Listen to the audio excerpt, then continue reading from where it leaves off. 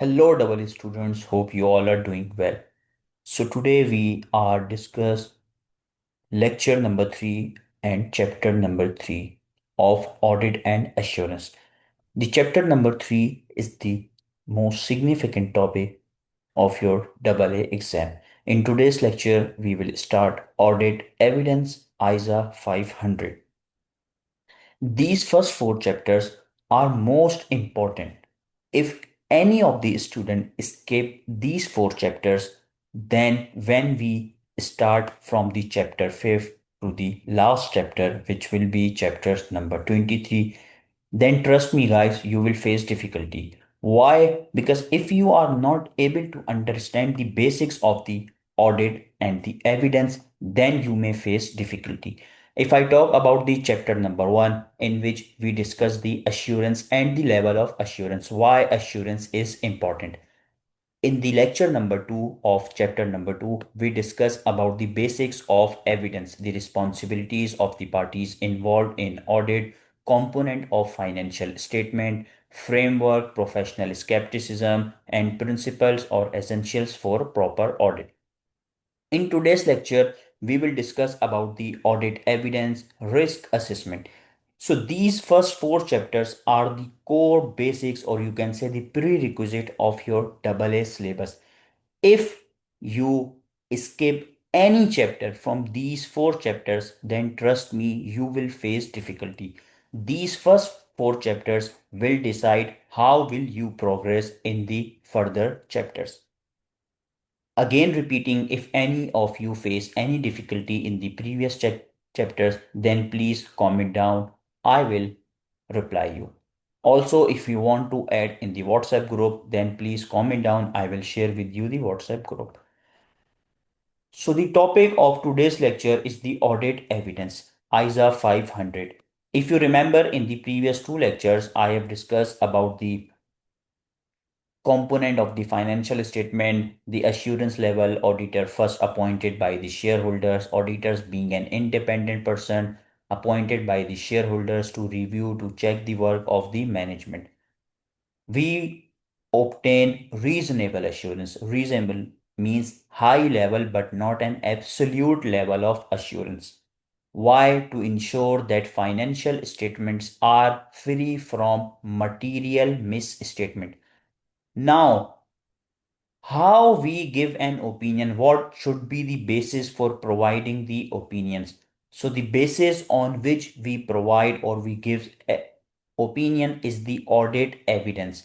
Based on the audit evidence we obtained during the year, on that basis we gives the opinion.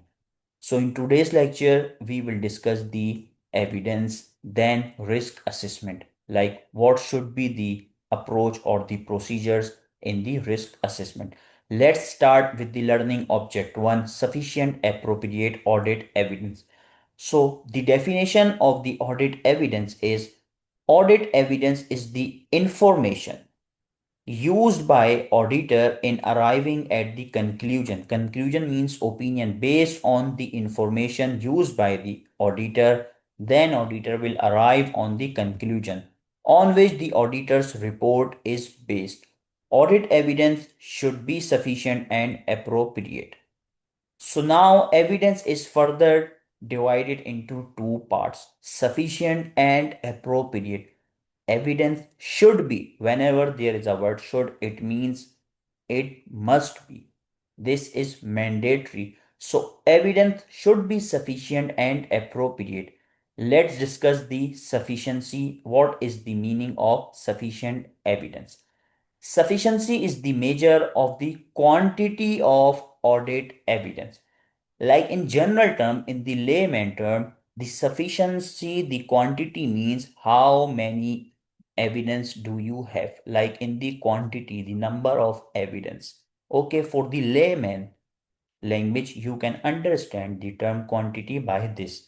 Sufficiency is the measure of the quantity of audit evidence, like the quantum of the evidence you have obtained during the audit.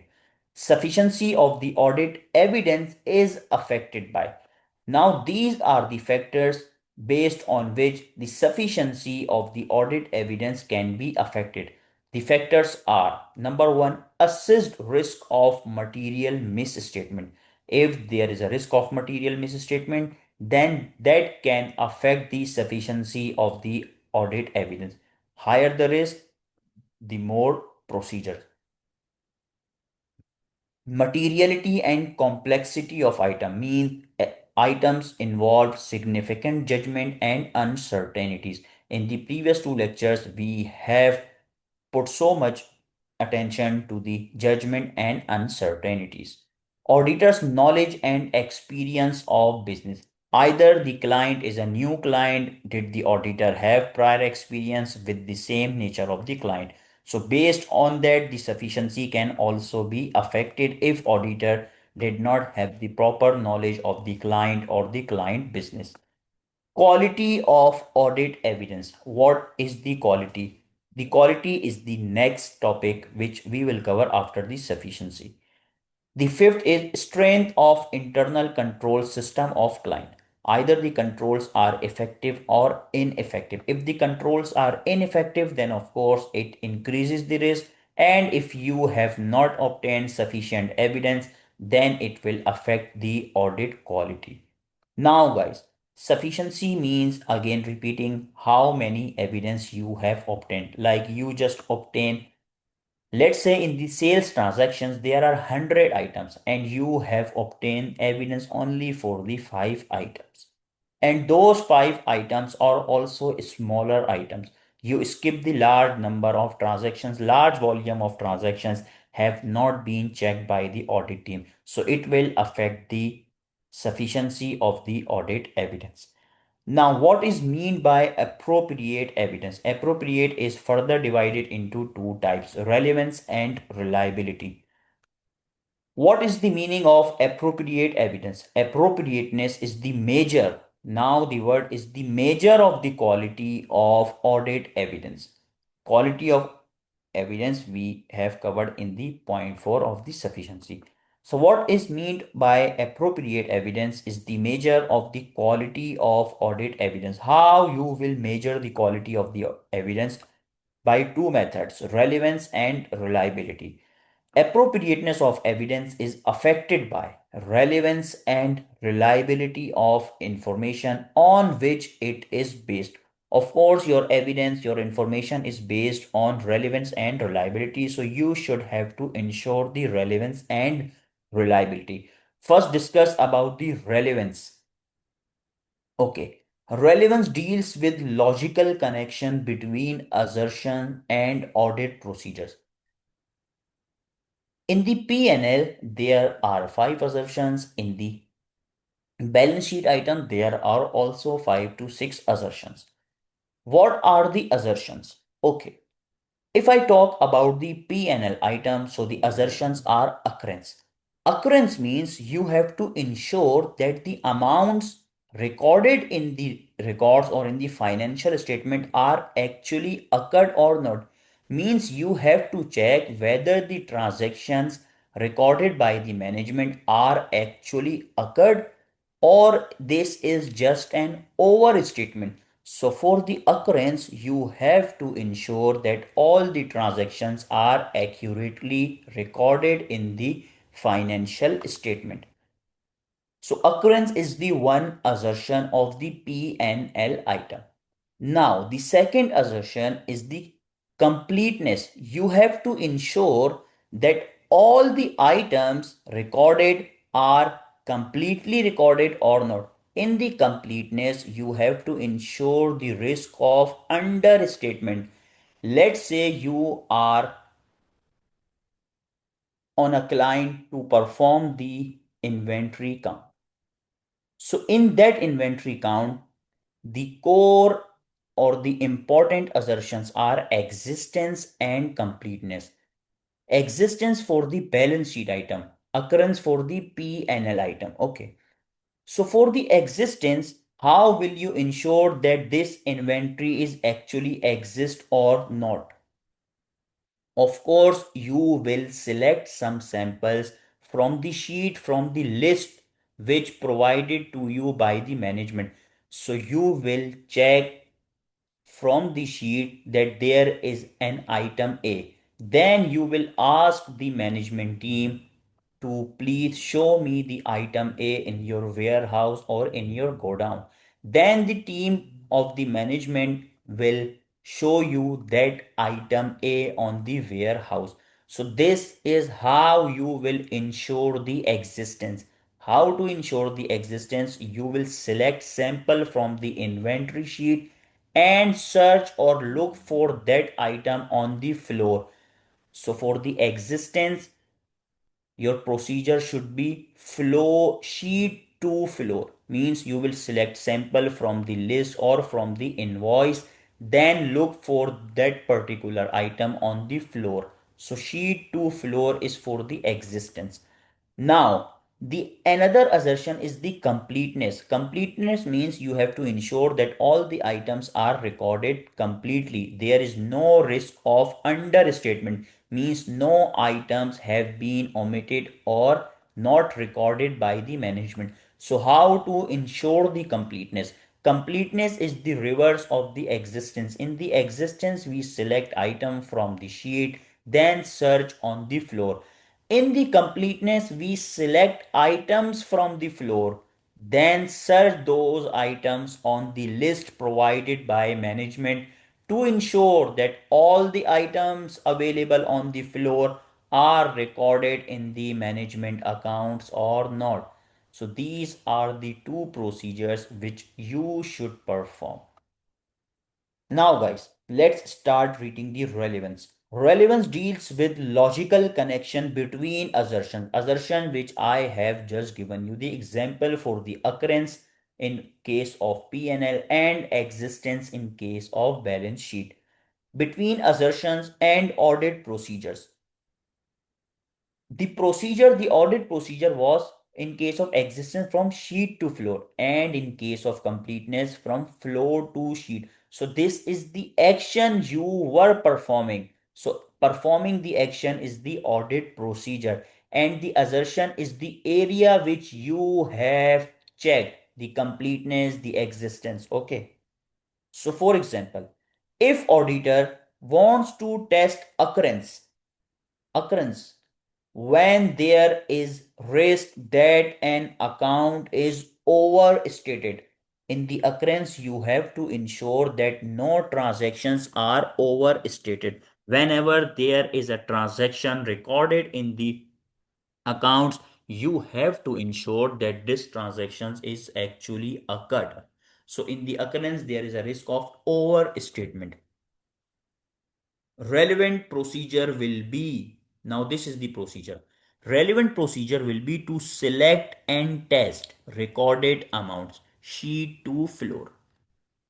For example, selecting transactions from T account and checking their supporting documents. So this is for the occurrence.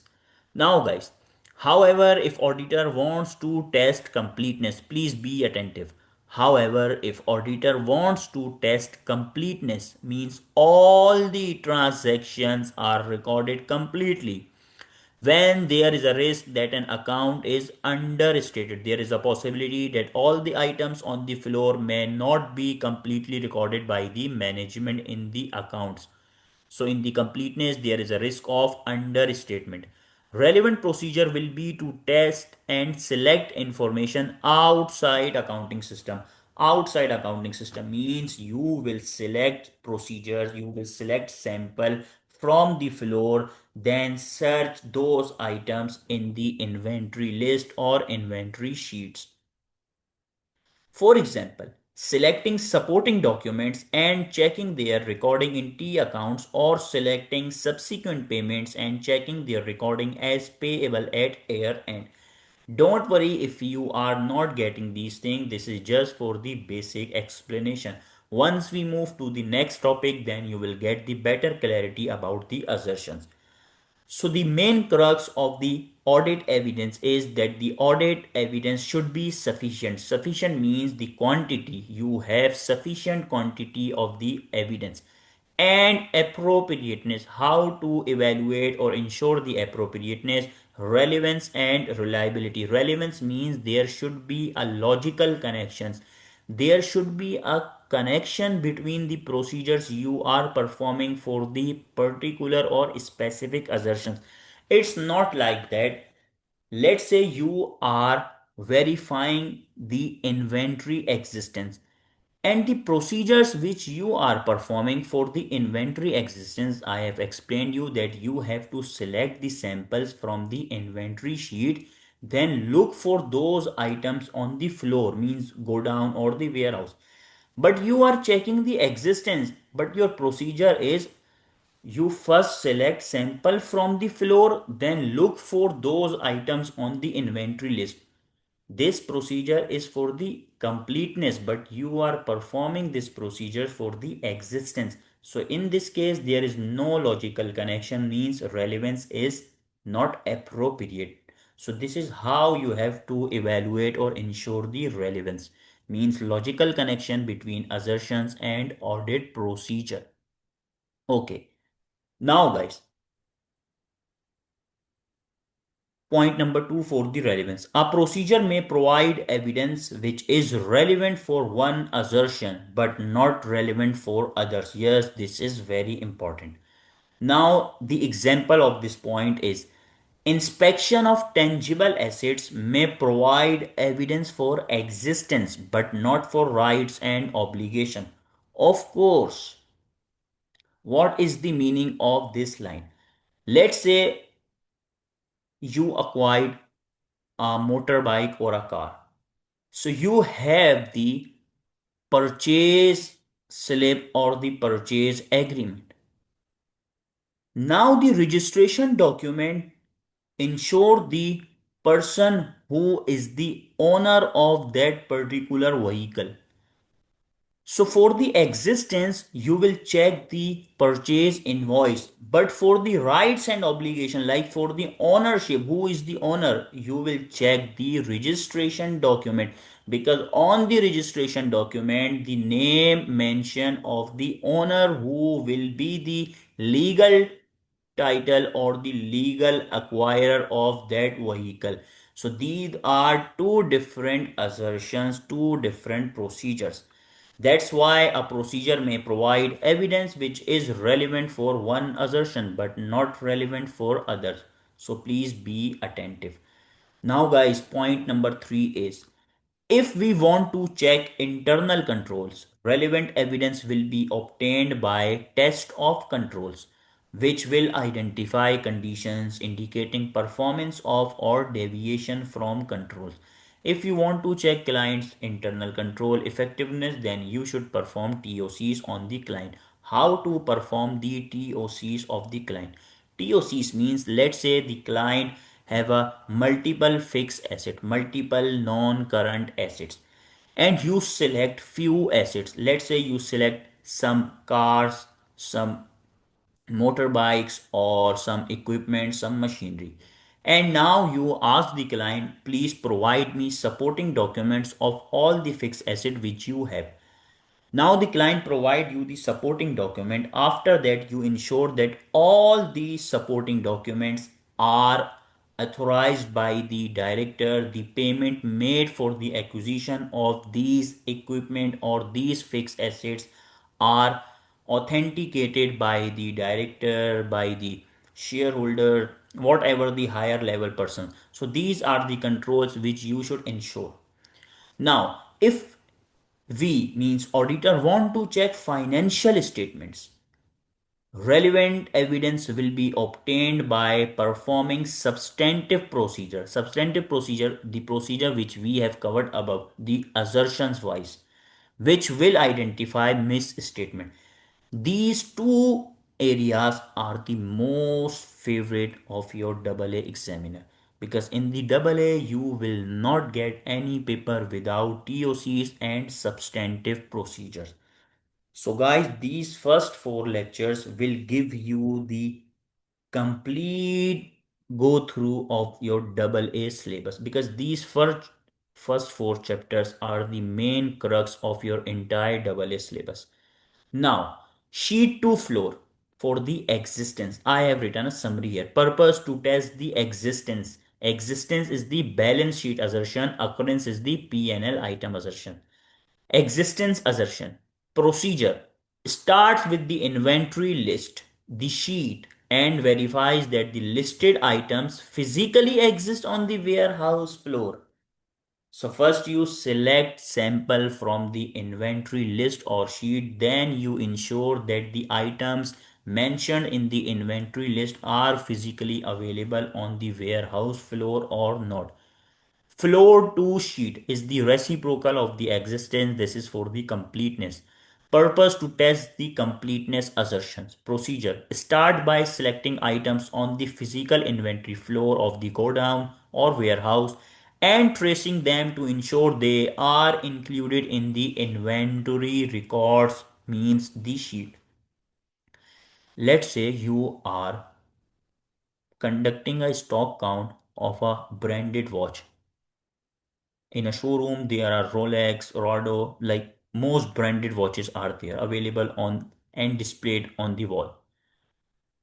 The counter manager gives you the sheet, and in the sheet there are 100 items. Now, first you select few items from the sheet and ask the counter manager, please show me these items which I have highlighted. Now the counter manager help you in identifying all the watches which you have selected. So this is the audit procedures. Now you are verifying the existence, so there is a logical connection between the assertions and the procedures.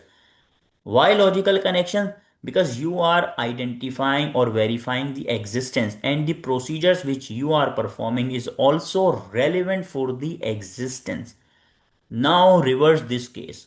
Now you select few watches from the display and ask the counter manager, please show me the watches in the list. Then the counter manager told you, look sir, these are the watches which you have selected from the display. Look, these are available in the list. So this is for the completeness. You ensure that all the watches available on the display are recorded or mentioned in the list provided by the counter manager. I hope I make it very simple for you. Now guys, the summary is to ensure completeness, you must check the physical inventory floor and verify that all items are on the inventory record sheets. Now guys, the reliability very important from your exam point of view.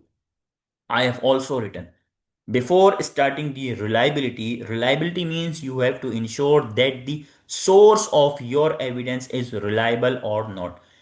The key term, the important term in the reliability and the source, whenever the information or the evidence is from a third party, then it's a more reliable and a more, you can say, more important evidence. Whenever the evidence is from the internal, means from the client, then it's always considered less reliable as compared to the evidence which you receive from the third party. Reliability of evidence depends on its source, nature, and circumstances under which it is obtained. Now, there are examples. Maybe from any of these examples you will get in your quiz exam. For example, evidence in the form of original document is more reliable than photocopy or fax. Why? Because the photocopy or fax can be altered, can be the alteration version of the original document. So always original document is more reliable.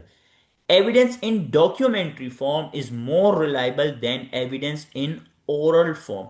Written minutes of a meeting are more reliable than oral representation.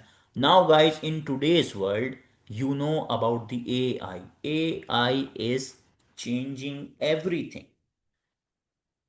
What if you record someone's recording and after that the person told you, no, this is not my voice, this is AI generated voice? So how will you prove your innocence? Of course you can't prove.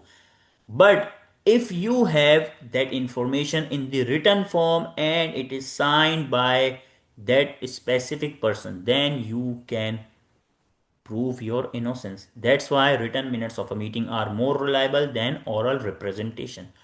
Always remember, verbal communication is less reliable evidence. Evidence from independent external source is more reliable than internal evidence. Now, confirmation from customer is more reliable than a sales invoice.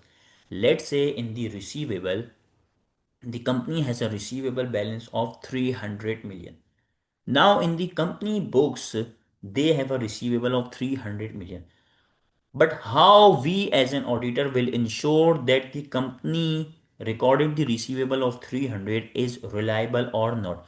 We send a confirmation letter to the client. Don't worry, I will show you each and every document.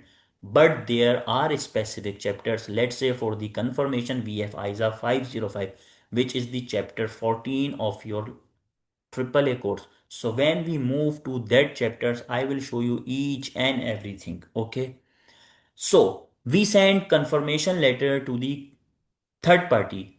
Let's say company A has a receivable from XYZ company. So we send confirmation letter to the XYZ company asking them to give us the same reply of this confirmation and confirm by signing it on the confirmation that yes, ABC company has a receivable of 300 million from XYZ company, means from you. So when XYZ company sign on that confirmation, then we consider it more reliable evidence. Why? Because it's from the independent external source. Now, evidence generated internally is more reliable when internal controls are strong. Three-number documents are more reliable than unnumbered documents because their numerical sequence can be checked. This is only for the internal evidence is more reliable. Internal evidence is only more reliable when there are high controls, means when the internal controls are effective. Now, evidence obtained directly by the auditor is more reliable than evidence obtained indirectly. Indirectly means from other persons. Example, observation of a control is more reliable than inquiry of a control. If you remember my example of the sales department, sales made sales to a customer and did not obtain customer signature. Now, let's say you were posted on XYZ client and the XYZ client is a manufacturer and dealer of the beverages. Now, when you entered on the client premises, you saw that the ABC company selling beverages to a customer and there were no gate pass, like there were no dispatch letter when the customer took the delivery of the beverages and leave the client premises. There were no gate pass, no check was done by the client side. So now obtain you directly observe this weakness in the internal control. So it means evidence obtained directly by the auditor is more reliable than evidence obtained indirectly. Rather than someone told you this case, now you check this control by your own. So now you can rely on this evidence. Now, guys, there is an exam tip for you. A shortcut to remember the reliability criteria of evidence is that evidence should be coded. Coded means controlled, original, documentary, external, and direct. Acronym of the reliability. Now, you should be able to comment on relevance of evidence, whether a evidence procedure is relevant for given assertion or not. Reliability of evidence, which of two evidence procedures are more reliable? Now, there is a concept review question because after every topic there is a concept review question. So, briefly describe how an auditor evaluates the sufficiency of the evidence. Only sufficiency, no appropriateness. So, how sufficiency of the evidence is evaluated? Assess risk of material misstatement. Okay, these are the factors which you should have to write. Now, there is a case study. Why case study? Because without case study, you can't learn the audit. Audit is all about the drafting, case studies, how to solve, how to link it. So, case studies is the main assignment which you should have to do. You can ignore or skip the knowledge based question, but case studies you can't skip, otherwise, you will be skipped. Now, you can understand better. Now, guys, the learning objective, most important audit procedures to obtain evidence, because you can't directly just enter the client premises and ask the client, please give me the procedures, sorry, give me the evidence. Of course, first you have to perform the actions, you have to do the procedures. What are the procedures? You have to do the test of details. You will make a work papers. On the work papers you extract the client ledger, then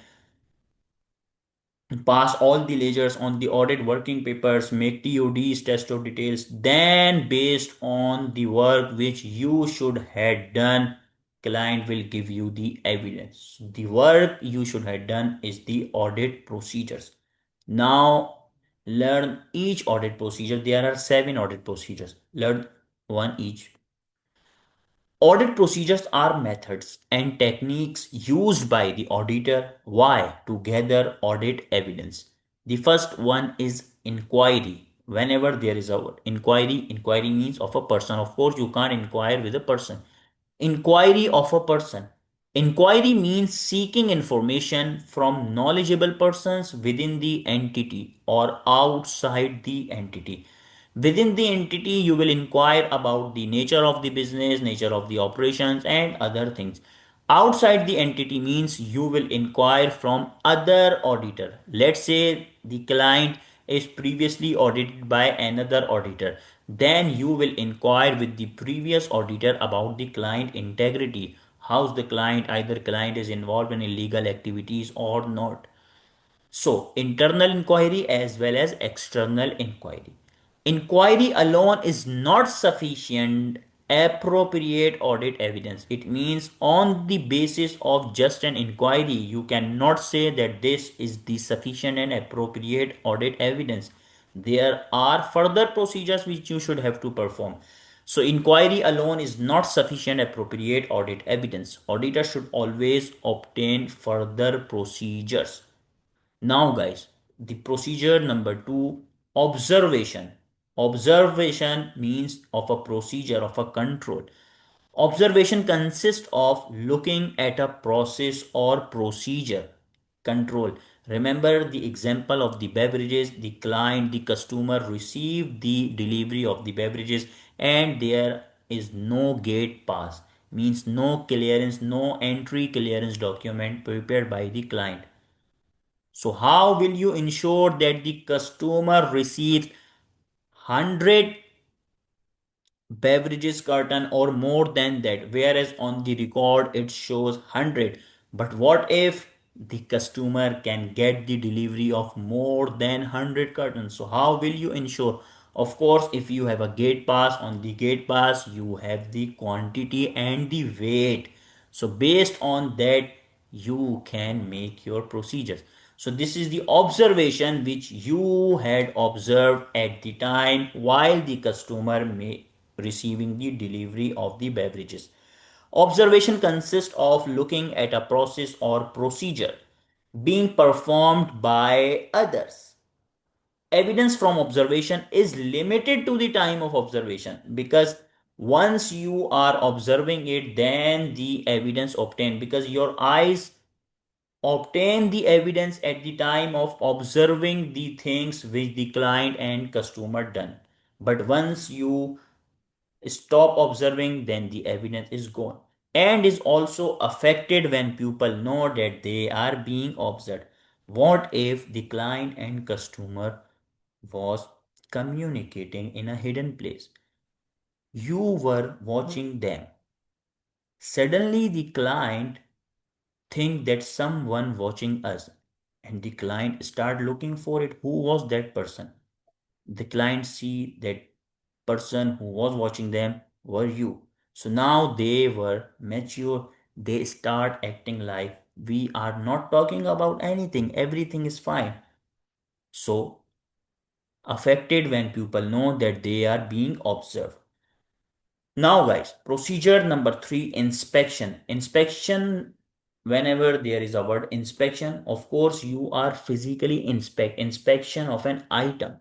Inspection involves examining accounting records or documents, whether internal or external, or physical examination of a tangible assets. You are going to physically inspect the client machinery, client other assets. External confirmation for the confirmation or for the verification of the balances. External confirmation is a process of obtaining evidence by auditor directly. The highlighted words are very important. By auditor directly from a third party in written form, okay, not in oral form, on paper, electronic, or other medium.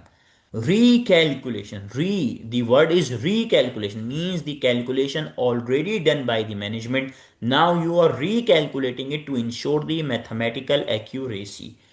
Let's say the management gives you the depreciation schedule or the lease amortization schedule. So how will you ensure that the amortization or the lease schedule are correct or not? Of course, you will recalculate it. You will apply the interest rate determined by the management on the principal amount, and you will deduct the amount which have been paid by the client during the year. So this is the recalculation. Recalculation consists of checking mathematical accuracy of documents or records. Recalculation may be performed manually or electronically. If the client uses a software, then you will perform on that. Now, reperformance. Recalculation is for the calculation which is done by the management. Reperformance means the procedure, the action has already been performed, but now you are reperforming it to ensure the independence, the objectivity. Reperformance means auditor independently performing procedures or controls that were originally performed by entity as part of its internal control. Now, guys, the last procedure is the analytical procedures. Analytical procedure means you will compare this year figures with the last year figures and identify the differences. What is the basis of the percentage increase in this year or decrease in this year as compared to last year's? So, analytically verified. Analytical procedure means evaluation of financial information through comparisons and analysis of plausible relationships with other financial and non-financial information. Financial information, you will compare it with the last year. Non-financial information means you will compare the other industries who are also working in the same sector on which your client is working. You will ensure that the other industry uses the same percentage of the depreciation or other which is using by your industry, means your client. So this is the plausible relationship. Now, study tip. Above risk procedures can be performed for different purposes. For example, risk assessment procedures, whenever there is a risk, for that you can perform these procedures. Test of controls, of course, your wording should be different, and substantive procedures. We will study these procedures in detail in future chapters, chapter 10 to 12, once we move to these chapters. Now, there is a concept review question. This is the knowledge based question from the ACCA June 2005. Now, learning object 3, three phases, purposes of obtaining evidence. Now, guys, please be attentive. The first phase is the risk assessment procedures. What are the risk assessment procedures? Risk assessment procedures are auditors' procedures to obtain an understanding of entity. Of course, without obtaining the understanding of the entity, how will you ensure that the client is a high risk or low risk? First, you have to obtain the understanding of the entity and its operations and its internal control to assess risk of material misstatement at financial statement level and at assertion level. Financial statement level means overall risk, assertion level means area wise risk. Let's say the payroll, the sales are the high risky areas because the fraud, the omissions are more in the sales and payroll as compared to other areas such as admin expense, cost of sales. So these two areas for the PNL are the high risk areas. So whenever there is a word financial statement level, it means overall. Assertion level means area wise risk. Okay. Example of risk assessment procedures. The above procedures which we just perform, inquiries of management and others within the entity, internal audit functions, observation and inspection, observation of entities operations, and inspection of internal audit reports. Analytical procedures. So these are the procedures which you can perform on the risk assessment. So the base, the core is the audit procedure, the 7 audit procedures which we have covered above. Now, level of, wait a minute. Okay. So level of risk and responses to risk. So what are the risk and how to respond? There are two levels of risk, risk at financial statement level and risk at assertion level. First discuss the risk at financial statement level, means the overall entity's ability or the entity's operation. Financial statement level means higher risk, overall risk.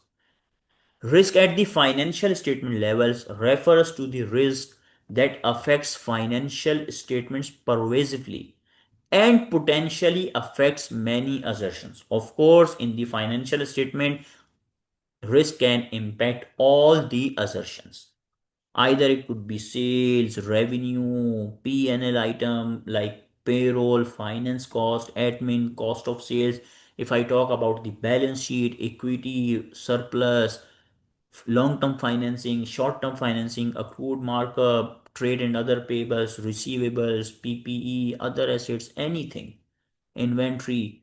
So, examples of risk at financial statement level. Risk of fraud by management. These are the significant risks which can affect the entity's ability to continue as going concern. Mean these are the significant risks which can severely or significantly affect the client or the entity. Risk of fraud by management.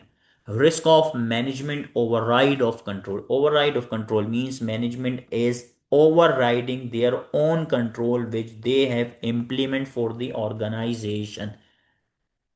If you remember the example of the client and customer beverages contract. Now, in this example, the client is overriding own control by not obtaining or providing a gate pass to the customer.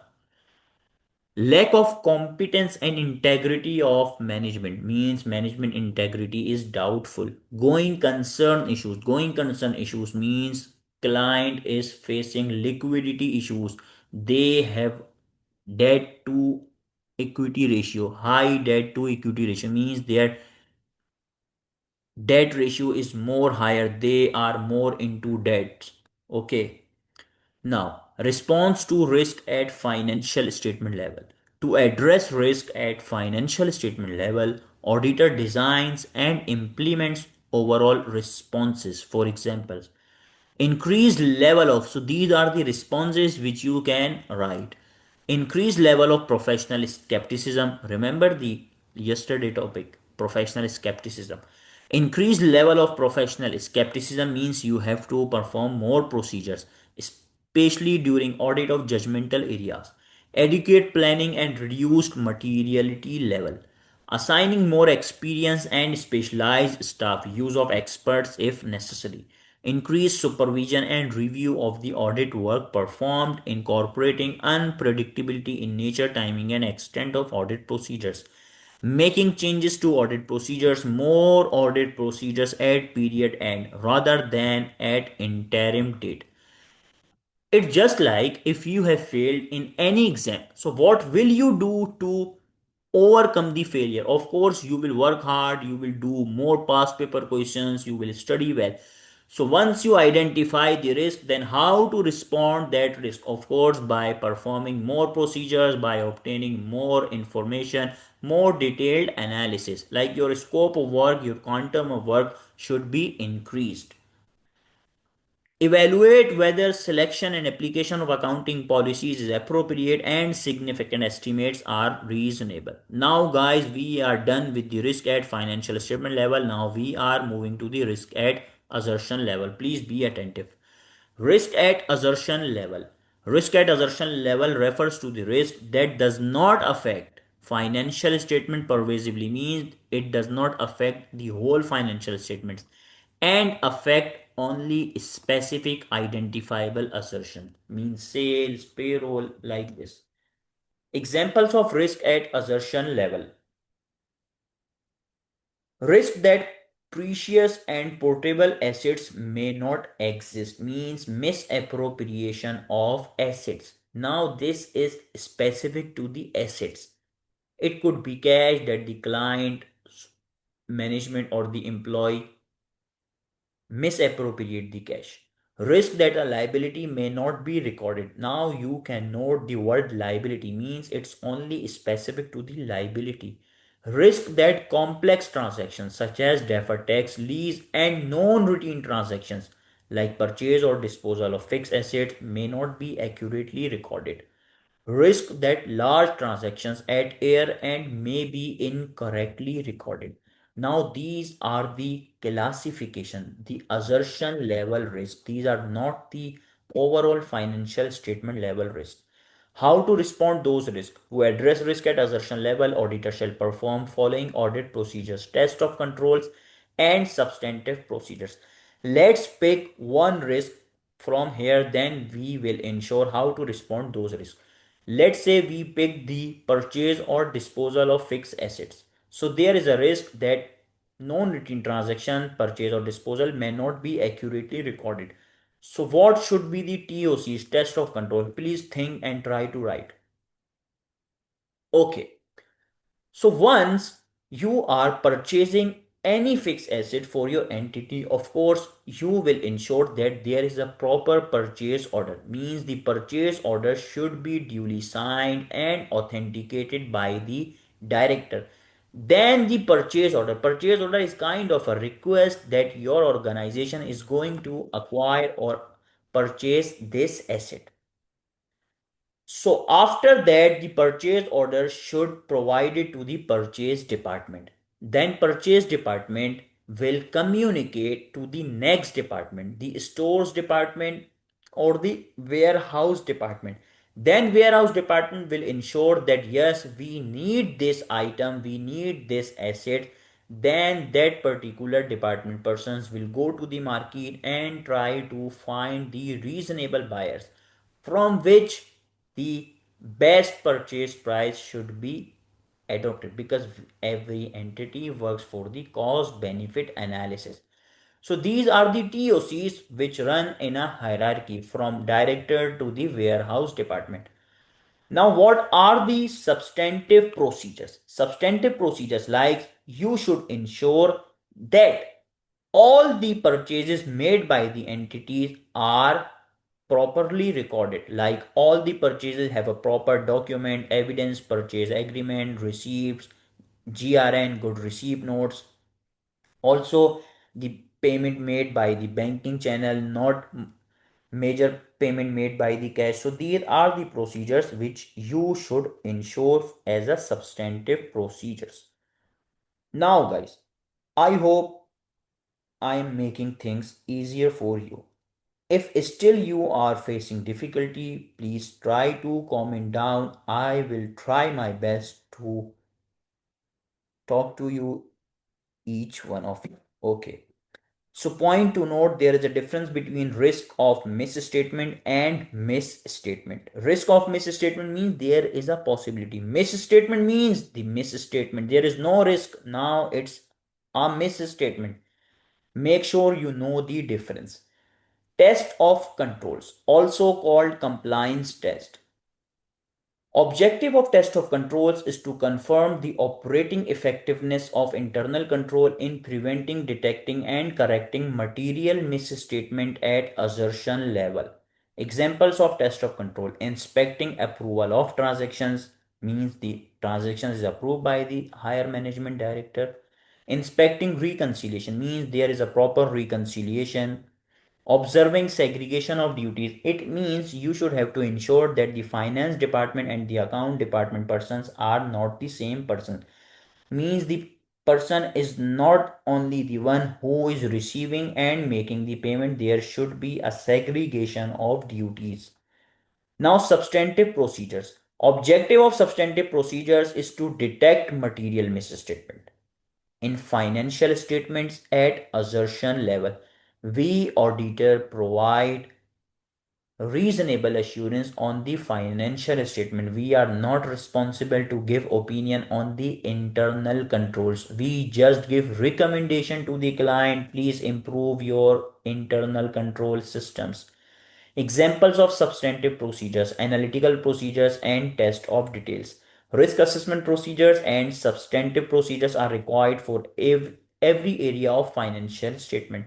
TOCs are required only if controls are operating effectively and auditor plans to rely on internal controls in his risk assessment. Means you can perform risk assessment, RAP, REP, or SP, substantive procedures, for every area of financial statement.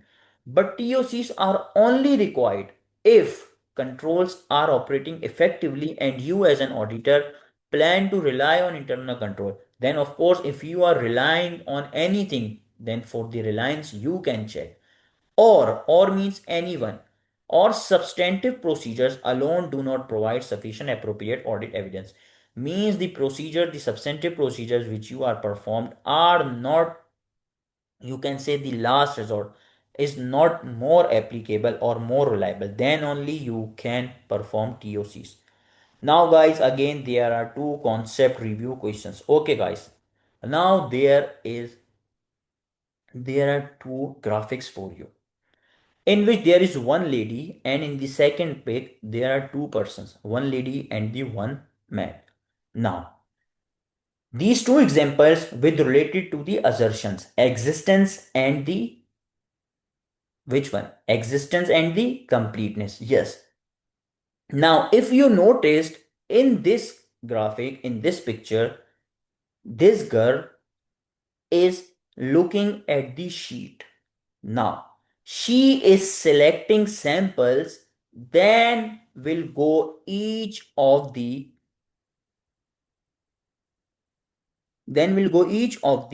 barrack and will look for the items which she has selected from these list.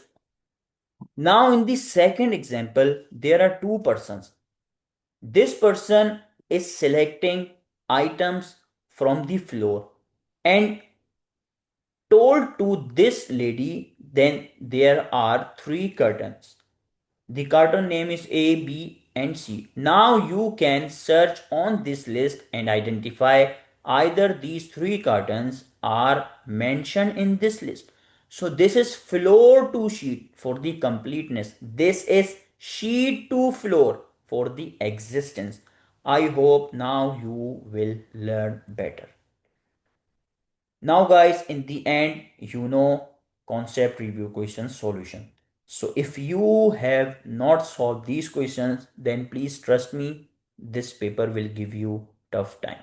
This is not an easy paper as compared to other skill level exams. In this exam, you have to work hard. Why this paper is different? Okay. So many of you may skip AAA exam in the B level exams. That's why ACCA wants you to be best in AA exam, because if you are not pursuing AAA exam in the B level exam, then the knowledge which you will get from the AA exam will help you in the future if you want to make your career in the audit and assurance. Even though I personally feel AAA is easiest paper as compared to AFM, APM, and ATX. Even though I have passed AAA and SBL in single attempt along with full-time job. You can say more than full-time job because I work as an audit associate. So in my field, there are more late sittings. You don't know when will you arrive at your home. There is a timing which you should have to follow. Like if you are going your office at 9:30 or 10 a.m., then there is no time. Sometimes I arrive home till 1 a.m., 1:30 a.m., and after that, I should start watching the lectures, then practice for my exam. So it's all about the consistency. If you are consistent and if you are sincere with your exam preparation, with your practice, then trust me, no one can stop you from passing these exams. This is the time. Please be attentive. If I am putting my 100% effort by recording lectures for you guys, then please do me a favor by solving these questions and be authentic, attentive and consistent with your preparation. Take care and goodbye.